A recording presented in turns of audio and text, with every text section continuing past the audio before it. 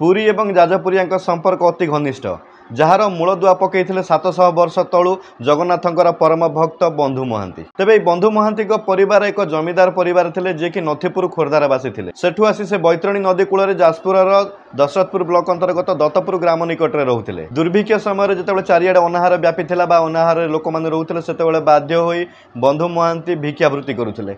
परिवार कहले जड़िए स्त्री और दुईटी झील गोटे पुओ भिक्षावृत्ति कर आणुवा खाद्य को बाटर जदि को अनाहार लोक देखते से प्रदान कर दियंती एवं निजे घर को तुलसी पत्र नहीं खाई उपास रुहति। तेज स्त्री की सांत्वना देवाक जाई कही व्यस्त हुनी जड़े बंधु अच्छा पुरी में जी कि समय क्रमे निश्चित भाव साहाय्य सहयोग करेंगे। तेज किछि दिन पर निजर परिवार समेत से जाइए पुरी को। तेज पहुँचु पहुँचु राति होगला और जगन्नाथ पहड़ पड़ा दर्शन पाई नथिले।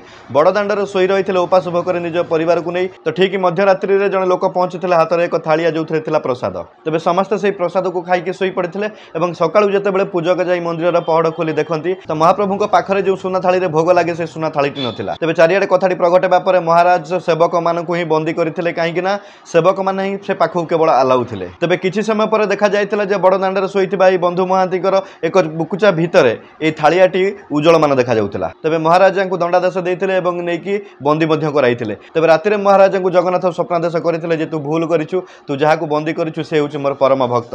तेज तत्क्षणात महाराजा बंधु महांती को दंडरू मुक्त करने सहित जगन्नाथंकर रोषेईशाला नहीं एक काम देते। तेज एबे भी पुरी में बंधु महांतीकर मठ देखा मिले।